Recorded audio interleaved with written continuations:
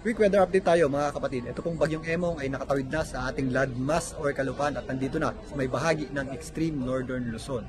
Kagabi naglandfall po ang bagyong Emong dito sa bandang area na Agno, Pangasinan at kaninang umaga naglandfall muli yan dyan sa may Ilocos Sur, sa may Candon.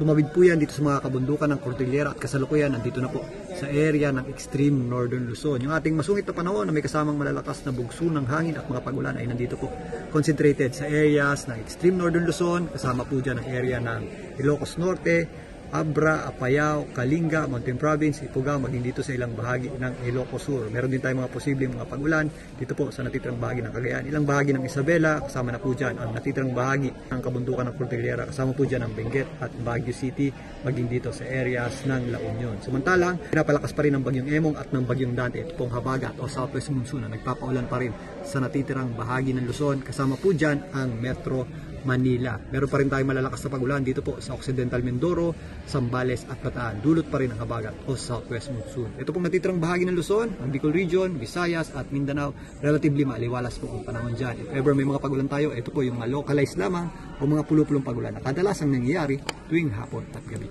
Bukas, habang palabas na ang bagyong Emong dito po sa ating Philippine Area of Responsibility, makakakitaan natin yan ng paghina at yung ating habagat or southwest monsoon ay relatively mababawasan din po ang epekto. Pero meron pa rin po tayong mga possible na pag-ulan or mataas pa rin po ating chance ng pag-ulan dito po sa western section ng Luzon, ang areas po ng Zambales, Bataan, Occidental Mindoro, maging dito sa ilang bahagi ng Pangasinan. Dito sa Metro Manila, mababawasan ng bahagya yung ating mga pag-ulan dulot ng habagat. Pero again, mag-ready pa rin po tayo sa mga posibleng epekto ng mga pag-ulan nito.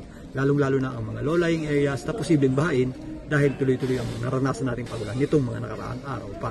Tabayanan mamaya ang iba pang detalye dito po sa bagyong Emong sa Frontline Pilipinas.